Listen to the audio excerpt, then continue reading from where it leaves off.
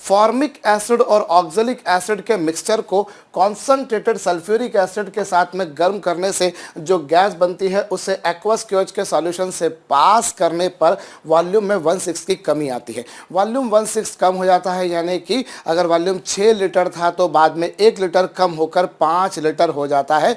Volume has been decreased by 1/6, it means that volume has been change to 5/6। भाई अगर पहले 6 litre था तो बाद में 5 लीटर हो जाता है, मतलब बचता कितना है 5/6 पार्ट, उसका 5/6 पार्ट बचेगा और 1/6 पार्ट उसका कम हो जाएगा।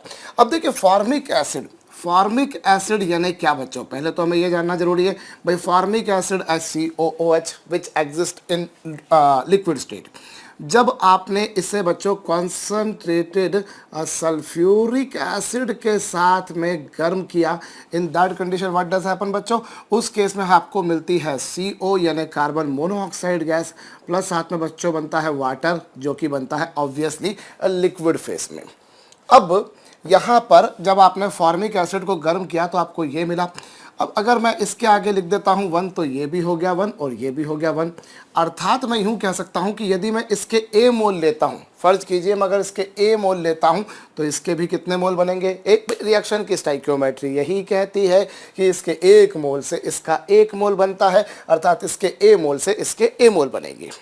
भाई इसके A मोल से इसके A मोल बनेंगे, इसके भी A मोल बनेंगे, पर मुझे इससे कोई मतलब नहीं क्योंकि मेरा इंटरेस्ट किसकी तरफ है, गैस। जो गैस बनी है उसके बारे में मुझे काम करना है। So when it is heated with concentrated sulphuric acid, अगर मैंने इसके A मोल मान लिए तो इसके भी A ही मोल बन जाएंगे और उसके भी A मोल बनेंगे, फिर मैं बोलूँगा, लेकिन मुझे किससे मतलब है, गैस से। अब उसके बाद में बारी आती है साहब ऑक्जेलिक एसिड की। ऑक्जेलिक एसिड ये रहा साहब, which is also a liquid at room temperature, हम यहाँ पर ये ले लेते हैं मान के। अब यहाँ पर इसे जब कॉन्सनट्रेटेड सल्फ्यूरिक एसिड के साथ में गर्म किया जाएगा बच्चों तो उस केस में बनेगा कार्बन मोनोऑक्साइड प्लस बच्चों बनेगा कार्बन डाइऑक्साइड प्लस बनेगा वाटर। ये आपको पता होना जरूरी है, अगर आपको ये नहीं पता तो अनडाउटेडली बच्चों इस रिएक्शन को या इस प्रॉब्लम को सॉल्व करना थोड़ा सा कठिन काम हो जाएगा। एनीवेज, अब यहाँ पर इसके आगे क्या लिखा बच्चों 1, इसके आगे भी क्या लिखा 1, इसके आगे भी 1 और इसके आगे भी 1। अब मैं यदि सपोज कर लेता हूं कि साहब इसके B मोल्स हैं, लेट अस सपोज कि ऑक्जेलिक एसिड के कितने मोल थे बच्चों मिक्सचर में, B मोल्स, तो इसके भी B मोल बनेंगे, इसके भी B mole. Why? Because 1 mole of this on reacting with this gives us 1 and 1 mole of this. How many moles of oxalic acid you people have taken, you are getting exactly same number of moles over here. आप जितने मोल यहाँ पर लेते हो आपको उतने उतने ही मोल मिलेंगे। यदि आपने इसके B मोल लिए तो आपको इन दोनों के B मोल मिलेंगे। अगर A मोल ले रहे थे तो जैसे यहाँ पर ये बन रहे थे, तो अब इसके 1 मोल से इन दोनों के 1-1 मोल बनते हैं, इसका भी 1 मोल बनेगा, पर मेरे को इससे मतलब नहीं है। क्यों नहीं है भैया? क्योंकि गैस है, आपको तो केवल गैस के बारे में बात करनी है। तो चलिए साहब ये आ गया। अब आपका जो ओरिजिनल मिक्सचर है उसमें इसके आपने A मोल माने थे, इसके B मोल माने थे।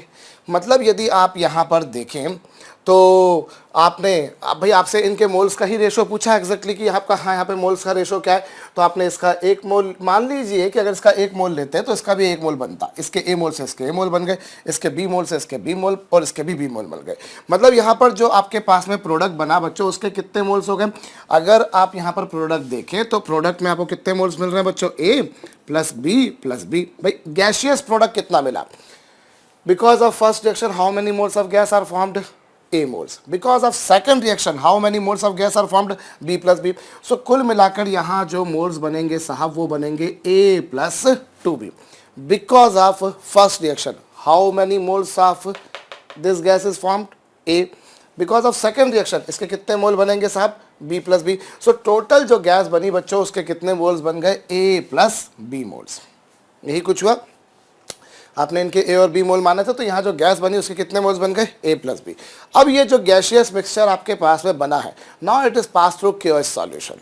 अब जब आप इस गैस मिक्सचर को, इस गैस मिक्सचर में कौन है बच्चों? एक तो कार्बन मोनोऑक्साइड और दूसरा carbon dioxide. This mixture is containing carbon monoxide and carbon dioxide. And how many moles of carbon monoxide are present बच्चों? Carbon monoxide के हैं A plus B mole. Why? Because of the first reaction, how many moles of carbon monoxide are formed? A. And because of the second reaction, how many moles of carbon monoxide are formed? B mole. So total moles कितने हो गए बच्चों? A plus B. And how many moles of carbon dioxide are formed? So this is my gaseous product जो बाद में बना. Now it is passed through KOH solution. अब आपको एक बात पता है बच्चों, जो KOH है दैट इज अल्केलाइन, वो बेसिक होती है, और बेसिक होती है तो वो एसिड से रिएक्शन करेगी. And between carbon monoxide and carbon dioxide you must be knowing that carbon dioxide is acidic. Carbon dioxide is an acidic oxide. So this base will react with this alkali. This base will react with this alkali, and this carbon monoxide will not be reacting with KOH, so that carbon monoxide will remain as it is, and ultimately carbon monoxide has not been utilized. This KOH and CO2 they will react together.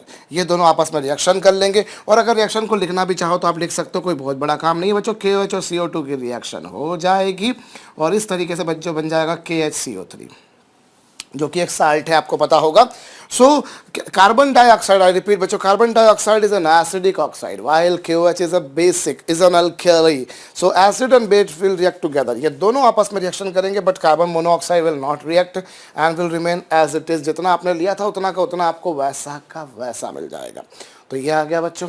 तो अब जो आपने यहाँ पर लिया था उसमें कितने मोल थे? A plus b. लेकिन जो बाद में आपने KOH ने रिएक्शन करके वो तो साल्ट बना दी, फाइनली यहाँ जो गैस बनी उसके कितने मोल बने बच्चों? A plus b. इतने मोल बचे. ओरिजिनल गैसियस मिक्सचर में कितने थे? A plus B. फाइनली जो बचे उसमें कितने आए? A plus B. सो इसमें थे A प्लस टू बी, ये A प्लस बी. अब आप देखिए वॉल्यूम बाद में बचा A प्लस बी. जो बाद में वॉल्यूम बचा वो नंबर ऑफ मोल्स के प्रोपोर्शनल होगा. भाई आप नंबर ऑफ मोल्स ज़्यादा, वॉल्यूम ज़्यादा, नंबर ऑफ मोल्स कम, वॉल्यूम भी कम.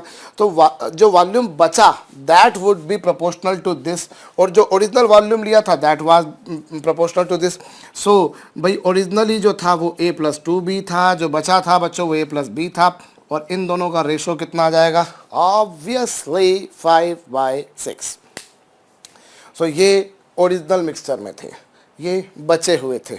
अब इन दोनों का रेशो कितना? भाई ओरिजिनल कितना था? 6 लीटर, और बचा कितना? 5 litre. It has been change to 5/6 part उसका बचा है, 1/6 पार्ट उसका डिक्रीज हुआ है. ये ध्यान दीजिएगा, कुछ लोग ये गलती कर जाते हैं कि 1/6 बचा. 1/6 बचा नहीं है, वॉल्यूम 1/6 हो गया है. अब आप क्रॉस मल्टीप्लाई कर लीजिए, तो ये 6 into A plus b is equal to बच्चों 5 times of A plus 2B. अभी आप इसको आराम से इत्मीनान से सॉल्व कीजिए बच्चों. ये 6A plus 6B is equal to 5A plus 10B. अब आप इसमें से इसको माइनस करेंगे बच्चों, तो A बराबर आपके पास में आ जाएगा 4B. सो डैट बच्चों A ओवर B की वैल्यू आएगी 4:1.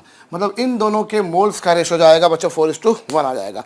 मैं फिर बोल रहा हूँ, वॉल्यूम जो है बच्चों वो नंबर ऑफ मोल्स के प्रोपोर्शनल है, और यहाँ इन दोनों में तो ये लिक्विड फेस में था. यहाँ जो गैस बनी उसका वॉल्यूम किसके प्रोपोर्शनल होगा? जितने मोल्स बने A प्लस 2B. और जो बाद में बचा, CO ने रिएक्शन नहीं करी तो CO का वॉल्यूम एज इट इज बच गया. बाकी तो KOH और CO2 ने रिएक्शन करके पोटेशियम बाइकार्बोनेट बना दिया, तो वो तो सॉलिड होता है बच्चों, ये तो चला गया. तो अब वॉल्यूम जो है वो that is because of gas के कितने मोल्स बचे? इतने. और शुरू में कितने थे? इतने. तो बस शुरुआत के नंबर ऑफ मोल्स शुरुआत के वॉल्यूम के प्रोपोर्शनल, भाई नंबर ऑफ मोल्स वॉल्यूम के प्रोपोर्शनल होता है at given temperature and pressure. और बाद में जो बचे वो कितने बचे? A plus B. और बाद का वॉल्यूम कितना बचा? 5. शुरुआती नंबर ऑफ मोल्स शुरुआती वॉल्यूम के प्रोपोर्शनल, बाद के नंबर ऑफ मोल्स बाद के प्रोपोर्शनल. रेशो लेके क्रॉस मल्टीप्लिकेशन करके आंसर बड़ी जल्दी आ जाएगा.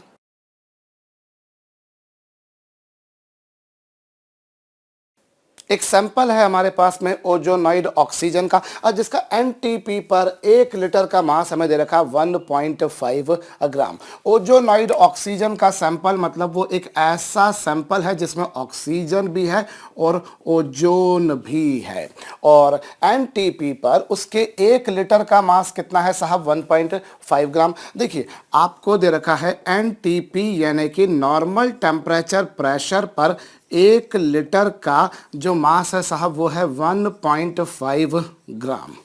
एनटीपी पर 1 लीटर का मास कितना है 1.5 ग्राम। तो 22.4 लीटर का मास कितना होगा 22.4 लीटर का मास होगा 22.4 इंटू 1.5 ग्राम, यही कुछ होगा साहब।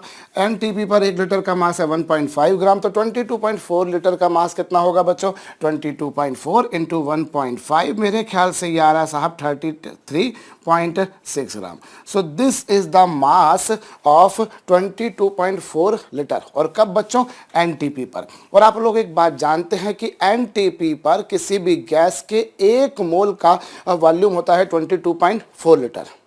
एनटीपी पर किसी भी गैस के 1 मोल का वॉल्यूम होता है 22.4 लीटर।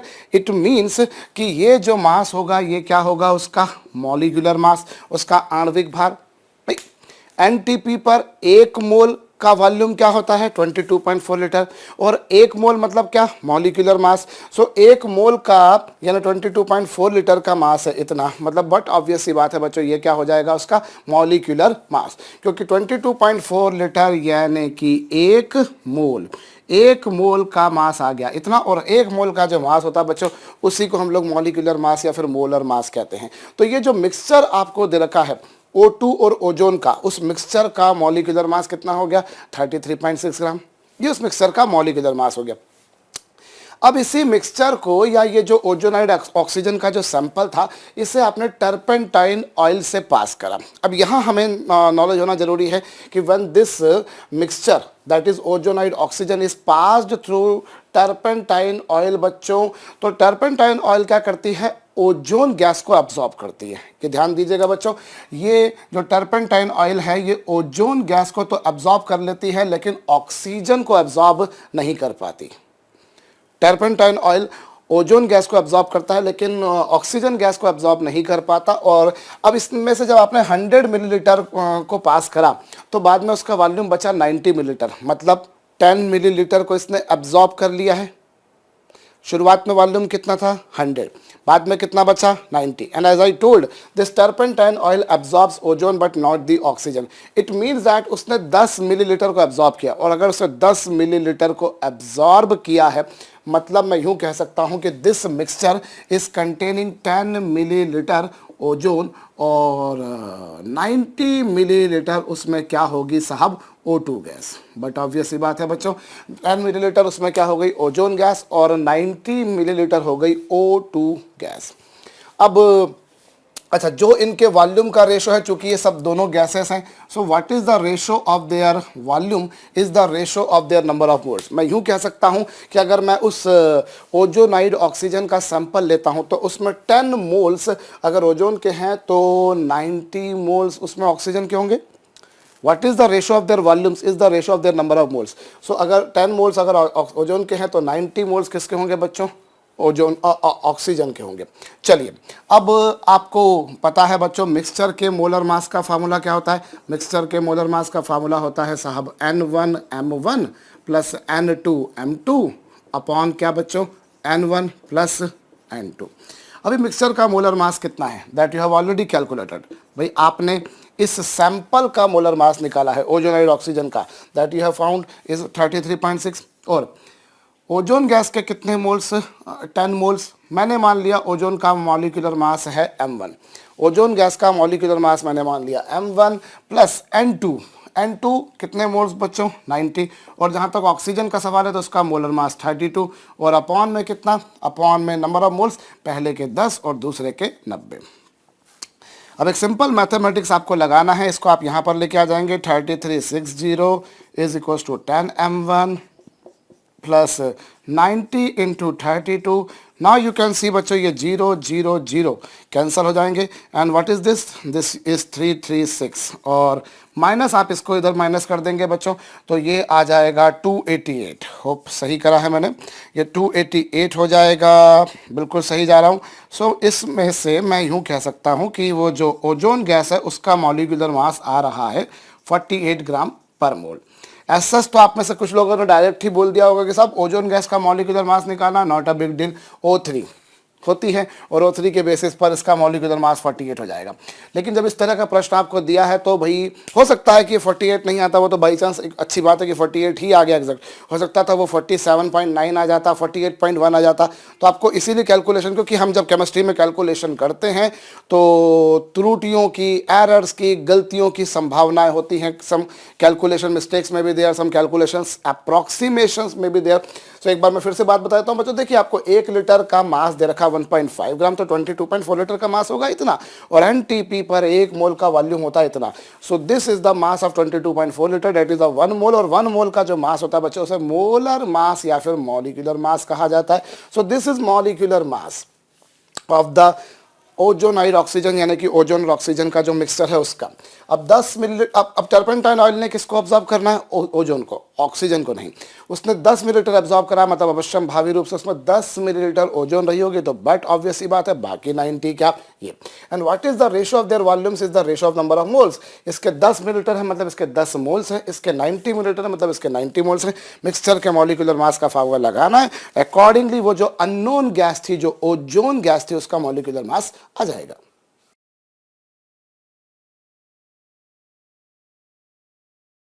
ऑक्सीजन और ओजोन के मिक्सचर का वॉल्यूम दे रखा बच्चों आपको 20 मिलीलीटर। अब इस मिक्सचर को गर्म किया जाता है तब तक जब तक कि पूरी की पूरी ओजोन बच्चों ऑक्सीजन में डिकम्पोज ना हो जाए। तो पहले हमें यहाँ पर यह समझना पड़ेगा कि जब ओजोन ऑक्सीजन में डिकम्पोज होती है तो किस तरह की केमिकल रिएक्शन होती है।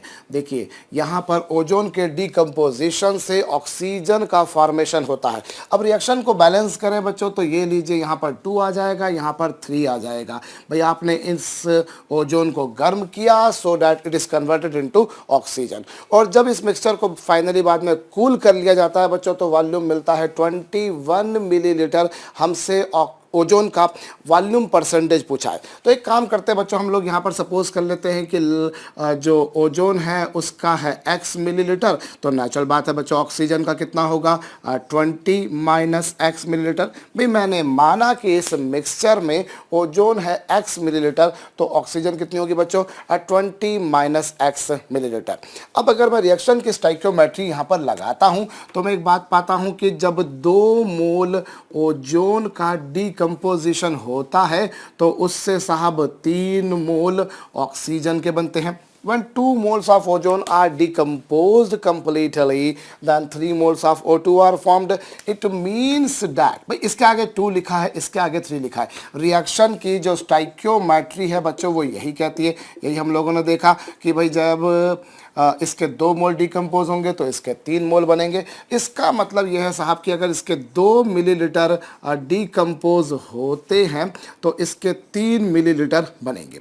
When 2 milliliters of ozone are decomposed and 3 milliliter of O2 are formed, it means that बच्चों अगर इसका 1 मिलीलीटर डिकम्पोज होता है, on decomposition of 1 milliliter ozone how many more milliliter of oxygen are formed बच्चों 3/2 milliliter of O2 are formed। भाई जब आपने इसके 2 मोल का डिकम्पोजिशन किया इसके 3 मोल बने, तो जब इसके 2 मिलीलीटर का डिकम्पोजिशन करेंगे इसके 3 मिलीलीटर बनेंगे, तो इसका 1 मिलीलीटर का डिकम्पोजिशन करेंगे इसके 3/2 मिलीलीटर बनेंगे। And how many moles of ozone have been taken बच्चों, millilitres have been taken x millilitre, that I have assumed, मैंने माना है। तो इस तरह से मैं कह सकता हूं कि जब इसके x मिलीलीटर ओजोन का डिकम्पोजिशन होगा तो इसके 3/2 x मिलीलीटर बन जाएंगे।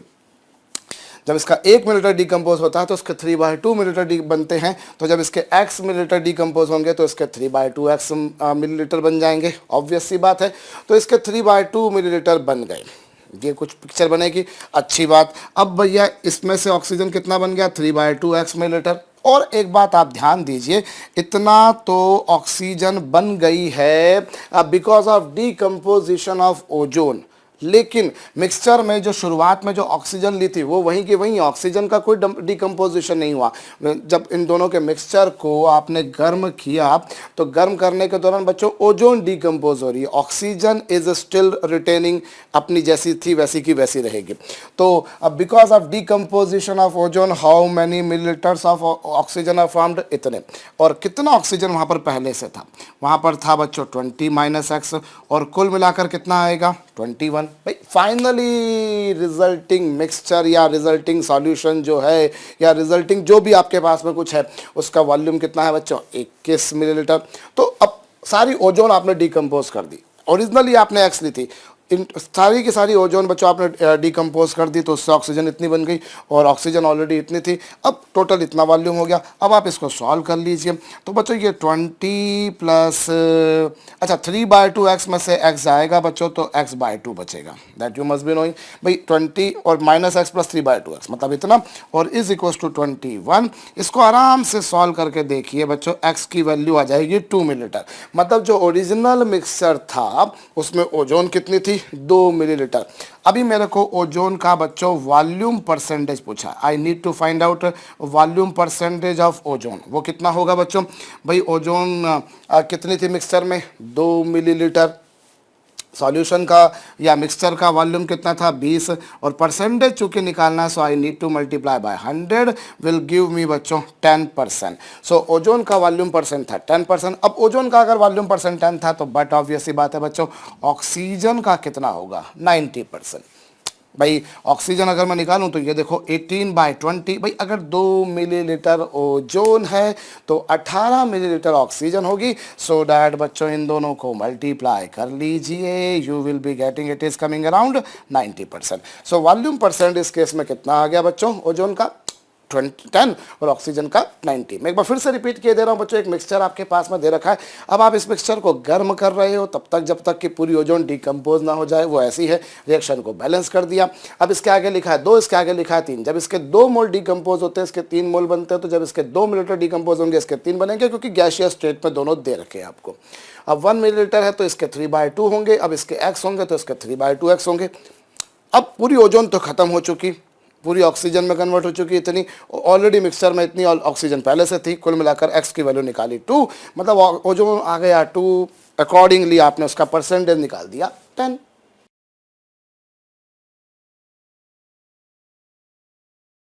कैल्शियम कार्बोनेट और मैग्नीशियम कार्बोनेट के 1 ग्राम मिक्सचर का इग्निशन करने से एसटीपी पर बच्चों 240 millilitre carbon dioxide gas release होती है। आपको इन दोनों कार्बोनेट्स का परसेंटेज कंपोजिशन बताना है।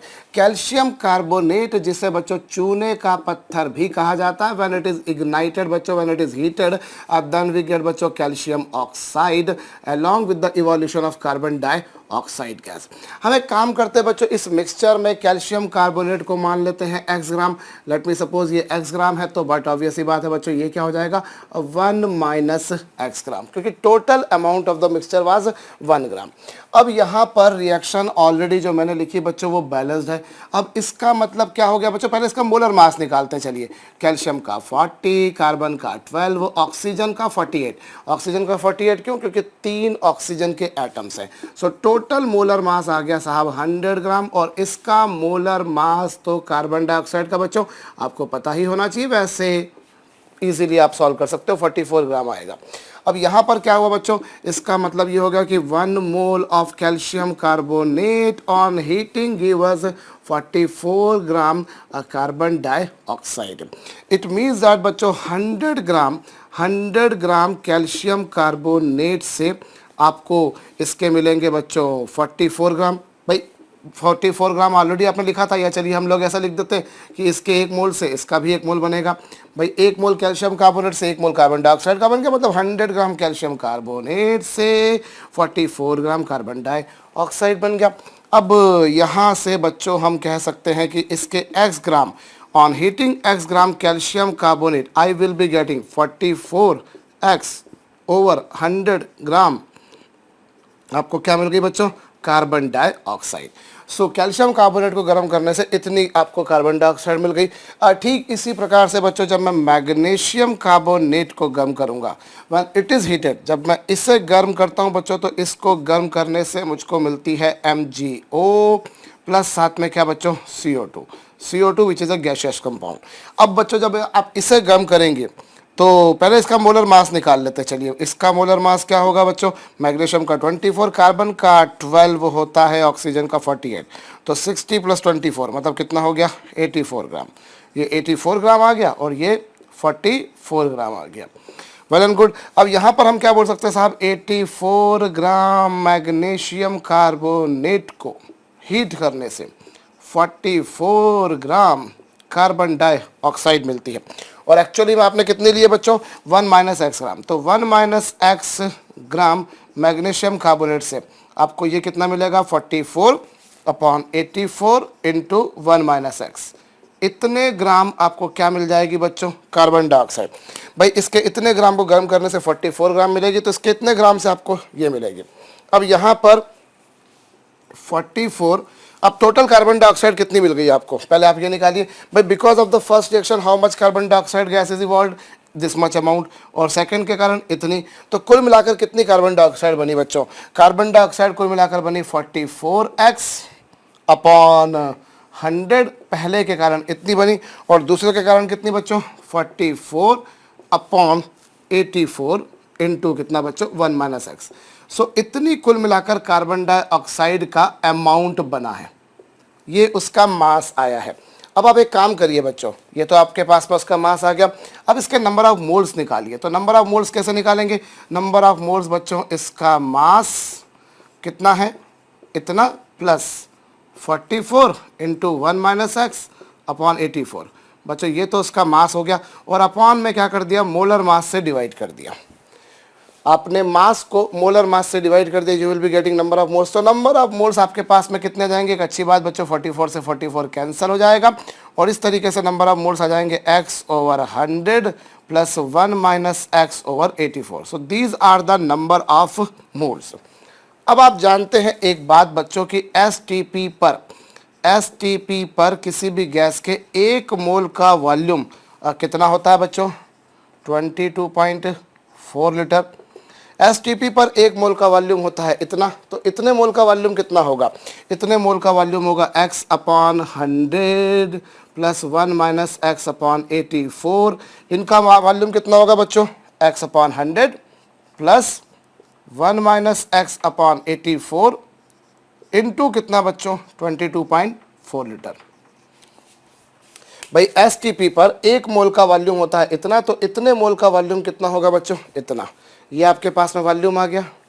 अब आप देखिए इस पूरी प्रक्रिया में कितना कार्बन डाइऑक्साइड गैस इवॉल्व हुआ था, इतना, मतलब कितने मोल इवॉल्व हुए थे, वो इतने आ गए, मतलब कितने गैस का वॉल्यूम रिलीज हुआ, इतना। और आपको प्रॉब्लम में क्या बोल रखा उन्होंने कि 240 मिलीलीटर रिलीज हुआ है। भाई आपने सॉल्व करके निकाला, इतना वॉल्यूम आया, और वो क्या बोल रहे हैं, इतना वॉल्यूम। सो ऑब्वियसली बात है बच्चों, दोनों इक्वल होंगे। अब हम दोनों को इक्वल कर देते हैं, तो यहाँ पर x/100 plus 1 minus x upon कितना बच्चों, 84 और इनटू में 22.4। अच्छा यहाँ पर एक बात आप ध्यान दीजिए बच्चों, ये वॉल्यूम जो आया है, ये आपके पास में ये जो वॉल्यूम आया है, ये काय में आया बच्चों, लीटर्स में, लेकिन यहाँ जो आपको दे रखा है वो 240 मिलीलीटर है।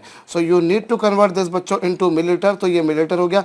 तो आपके हिसाब से जो वॉल्यूम रिलीज हुआ बच्चों, वो इतना रिलीज हुआ, और प्रॉब्लम बनाने वाले ने बोल रखा है कि 240 मिलीलीटर रिलीज हुआ। तो बस दोनों को इक्वेट कर दीजिए। Now you just have to find out the value of X, और एक्स की वैल्यू को बच्चों मैं ऑलरेडी निकाल चुका हूं। एक्स की वैल्यू आ रही है बच्चों 0.625। एक्स की वैल्यू जो आ रही है बच्चों वो 0.625 आ रही है, मतलब कैल्शियम कार्बोनेट का अमाउंट आ गया 0.625। तो ऑब्वियसली बच्चों 1 माइनस एक्स यानी मैग्नीशियम कार्बोनेट का अमाउंट आ जाएगा, बट वो आपसे बोल रहे हैं percentage composition, so not a big deal. तो अगर मैं परसेंटेज ऑफ कैल्शियम कार्बोनेट निकालूं बच्चों, तो वो कितना होगा, उसका अमाउंट कितना है, 0.625 upon total amount into 100। So this will be giving you बच्चों कैल्शियम कार्बोनेट का परसेंटेज कितना आएगा, 62.5%। लाइकवाइज बच्चों मैं यदि मैग्नीशियम कार्बोनेट का परसेंटेज अमाउंट निकालूंगा, तो वो बाकी का हो जाएगा कितना, 37.5%। मैं एक बार फिर से समझा देता हूं बच्चों, कैल्शियम कार्बोनेट को गर्म करने से कुछ ये प्रक्रिया होगी, और ये CO2 गैस। अब इसके 1 मोल से इसका 1 मोल, मतलब इसके 100 ग्राम से इसके 44 ग्राम, तो इसके x ग्राम से कितने वो आपने निकाले, इसके 84 ग्राम से 44 ग्राम, तो इसके 1 माइनस एक्स से कितने, इतने। सो ये अमाउंट आ गया बच्चों उसका ग्राम में। Number of moles weight upon molar mass, number of moles आ गए। अब प्रैक्टिकली एसटीपी पर, स्टैंडर्ड टेम्परेचर प्रेशर पर 1 मोल का वॉल्यूम होता है इतना, तो इतने मोल्स का वॉल्यूम इतना होगा, ये लीटर्स में आएगा और वो आप मिलीलीटर में कन्वर्ट कर दीजिए। तो हम बोल रहे हैं साहब इतना वॉल्यूम रिलीज हो रहा है, वो बोल रहे हैं इतना, बात एक ही है। सॉल्व कर लीजिए, x की वैल्यू 0.625 लगभग लगभग आ रही है। हो सकता है आंसर आपका कुछ आगे पीछे आ जाए, बट अप्रॉक्सीमेटली मैंने 0.625 निकाला है।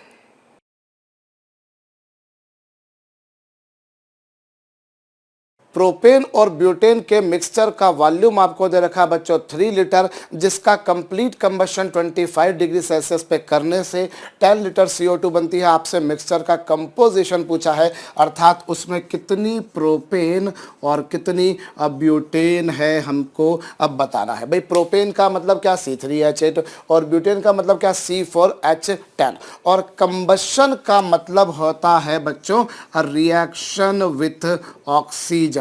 जब कभी किसी केमिकल कंपाउंड की हम ऑक्सीजन के साथ में रिएक्शन कराते हैं तो उसे हम कहते हैं बच्चों कंबशन, हिंदी में कहा जाता है बच्चों जिसे दहन। अब यहां पर ध्यान दीजिए C3H8 ऑब्वियसली बच्चों it exist in gaseous state. 25 degree Celsius जो टेम्परेचर दे रखा है उस पर वो गैसियस स्टेट में होगी। Now it is reacted with oxygen. अब इसे ऑक्सीजन के साथ में रिएक्शन कराई। अब जब आप कार्बन का कंबशन कराते हैं बच्चों तो उससे आपको मिलती है कार्बन डाइऑक्साइड। कार्बन के कंबशन से क्या मिलती है बच्चों आपको कार्बन डाइऑक्साइड। और कंप्लीट कंबशन कर रहे हैं तो अवश्यम भावी रूप से कार्बन डाइऑक्साइड ही मिलेगी, क्योंकि कार्बन की ऑक्सीजन के साथ में रिएक्शन करने से बच्चों CO2 भी बनती है और CO भी बनती है, कार्बन मोनोऑक्साइड भी बनती है और कार्बन डाइऑक्साइड भी बनती है। When carbon is reacted with oxygen, then carbon dioxide and carbon monoxide both are formed। लेकिन जब आपसे कहा जा रहा है बच्चों की कंप्लीट कंबशन, पूर्ण दहन, इसका मतलब यह है कि वहां पर CO2 बन रही है ना कि CO। I repeat, when any chemical compound is reacted with oxygen, it is said to be combusted। हम कहते हैं कि उसका कंबशन हुआ, उसका दहन हुआ है। और कार्बन की ऑक्सीजन से रिएक्शन से बच्चों बनता है CO2 और CO कार्बन मोनोऑक्साइड। बट जब ये कहा जा रहा है बच्चों की कंप्लीट कंबशन हो रहा है मतलब कार्बन से कार्बन डाइऑक्साइड बनेगा ना कि CO, जैसा कि मैंने यहाँ पर बनाया है। Now since 3 moles of carbon were there, इसीलिए बच्चों यहाँ पर 3 कार्बन डाइऑक्साइड बन गए और 8 हाइड्रोजन के एटम्स है बच्चों, इसीलिए यहाँ पर 4 वाटर के मॉलिक्यूल्स बनेंगे। Reaction has to be balanced. How many carbons were there? 3. It is why I've written 3 here, बच्चों. And how many hydrogens were there? There were 8 hydrogen atoms. So 4 water molecules will get formed, बच्चों. And since this reaction is taking place at 25 degrees Celsius, so we can say water which is being formed here would be existing in liquid phase. बच्चों 25 degree Celsius पे पानी liquid होता है, 100 से ज़्यादा पर वो गैसियस फॉर्म में आ जाता है। तो यहाँ लिक्विड क्यों लिखा? क्योंकि 25 डिग्री सेल्सियस पर रिएक्शन हो रही है। अब आप ऑक्सीजन को बैलेंस कीजिए। How many oxygen items have been made here बच्चों? 3 2 = 6 प्लस 4 1 = 4। अब देखिए 3 2 = 6 plus 4 1 = 4। How many items are there? 10 atoms है, मतलब कितने मोल्स लगेंगे बच्चों? 5 मोल्स। 3 दूना 6 प्लस 4 10। यहाँ पर 10 थे तो यहाँ पर भी 10 हो जाएंगे। एक बात, उसके बाद में अगला जो आ रहा है बच्चों दैट इज C4H10 यानी कि butane. Butane, which is also a gaseous compound at given temperature 25 degree Celsius room temperature पे। अब यहाँ पर बच्चों now it is going to react with oxygen. भाई combustion is taking place means it is going to react with oxygen and since it is complete combustion so only carbon dioxide will be form, not carbon monoxide. अभी कितने carbon dioxide बन जाएंगे बच्चों? यहाँ पर 4। ये लीजिए 4 कार्बन डाइऑक्साइड बन गए। Why? Because there were 4 atoms of carbon in that given compound and how many hydrogen atoms are there बच्चों? 10। So how many molecules of water will be formed? 5। You need to balance the reaction बच्चों। There were 10 atoms of hydrogen, so I need to make 10 atoms over here and if I am going to make 10 atoms of hydrogen then how many molecules I need to take बच्चों? 5 molecules. Now it comes to the case of counting of oxygen. How many oxygen atoms are there बच्चों? 4 2 = 8 plus 5 13। You count it once again बच्चों. This is 4 2 = 8 plus 5. How many atoms? 13। If there are 13 atoms बच्चों मतलब molecules कितने लगेंगे? 13/2। Molecules 13/2। भाई 13/2 into 2, 2 से 2 cancel, 13 atoms आ जाएंगे. So you can balance. Now you can check how many atoms of carbon here, 4, यानी 4. यहाँ पर 10, वहाँ भी 10. ऑक्सीजन आइटम बच्चों 13/2 × 2 मतलब 13, 4 2 8 + 5 13, दोनों जगह पर बैलेंस हो गई. अब बच्चों हमसे पूछा है कि कंपोजिशन बताइए साहब, कितनी प्रोपेन है कितनी ब्यूटेन है. मैंने माना बच्चों कि ये x लीटर है. अगर मैं सपोज कर लेता हूँ ये x लीटर है तो नेचुरल सी बात है बच्चों ये 3 - x लीटर होगी. भाई यदि ये x लीटर है, यहाँ पर प्रोपेन कितनी है x लीटर, तो वहाँ ब्यूटेन कितनी होगी बच्चों 3 - x. अब यहाँ पर ये आपके पास में x हो गई और ये बच्चों 3 - x हो गई. भाई टोटल वॉल्यूम 3 है यार बच्चों, उस वाली बात है बिल्कुल.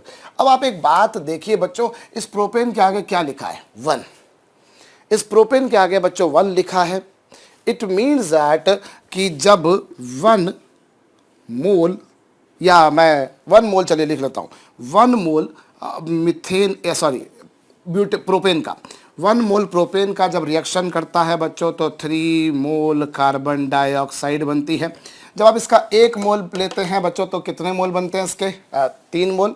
रिएक्शन की स्टोइकियोमेट्री तो यही कह रही है कि जब 1 मोल प्रोपेन का बनेगा यूज़ होगा, 1 मोल प्रोपेन का यूज़ होगा तो कार्बन डाइऑक्साइड के 3 मोल बनेंगे. अब इसका मतलब ये हो गया कि जब 1 लीटर आप C3H8 को यूज़ करेंगे तो इसके 3 लीटर बनेंगे.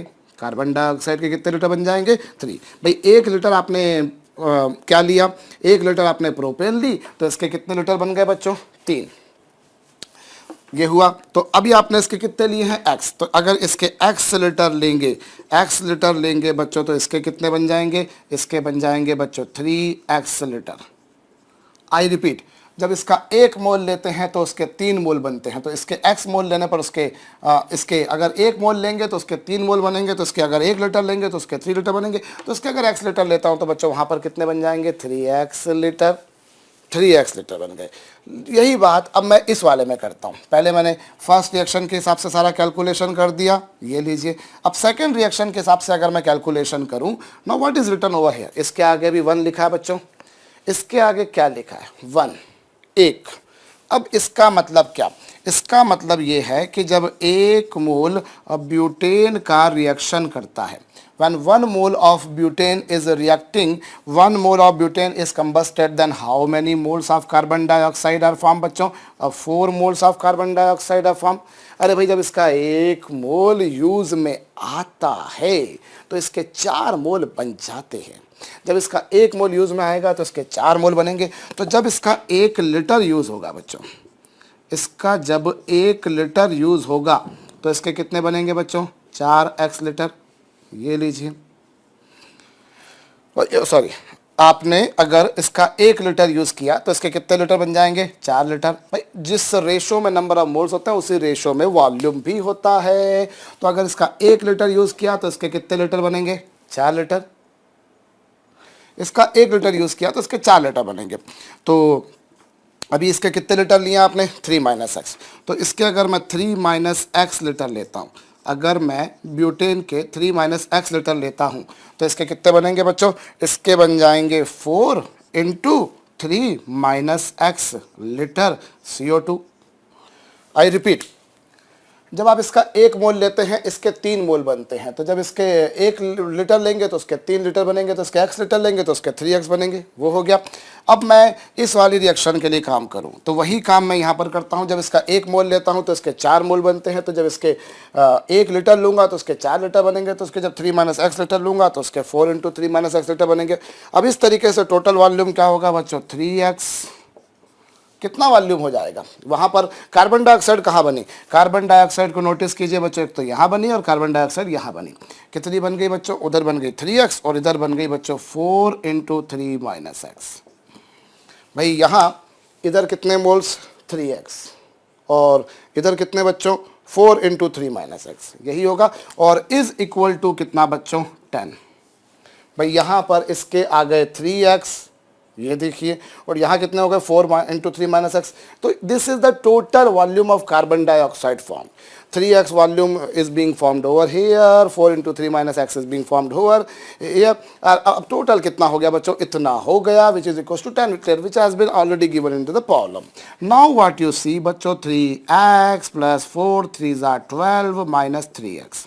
ओ सॉरी, बहुत बड़ी मिस्टेक हो गई थी साहब, ये तो हो जाएगा 4x इज इक्वल टू बच्चों 10। Now you solve this, you can solve it very easily बच्चों। x कितना आ जाएगा 2 लीटर, x आ जाएगा 2 लीटर। मतलब यहाँ पर बच्चों मैं कह सकता हूँ कि 2 लीटर तो होगी प्रोपेन C3H8, 2 लीटर क्या होगी बच्चों प्रोपेन, और बाकी की बची हुई यानी कि 3 माइनस 2 यानी कि 1 लीटर होगी बच्चों ब्यूटेन। तो कंपोजिशन पूछा है, मतलब 2 लीटर उसमें से मिथेन, 2 लीटर क्या होगी बच्चों उसमें प्रोपेन, और 1 लीटर होगी ब्यूटेन। ये हो गया। अभी अगर यही आपसे परसेंटेज कंपोजिशन पूछ लेते तो मैं क्या बोलता बच्चों, अगर मुझसे C3H8 का परसेंटेज पूछ लेते तो परसेंटेज क्या होता भाई, उसका वॉल्यूम कितना 2 और टोटल वॉल्यूम कितना 3 इंटू 100, तो इतना आ जाएगा 66.67। सो this is the percentage of C3H8। Likewise अगर मैं C4H10 का परसेंटेज निकालता तो वो 1/3 इंटू 100 आता। Solving this will give you 33.33। तो परसेंटेज कंपोजिशन पूछते तो वो ये आ गए, और केवल कंपोजिशन पूछा है तो उसका मतलब 2 लीटर उसमें प्रोपेन और 1 लीटर ब्यूटेन।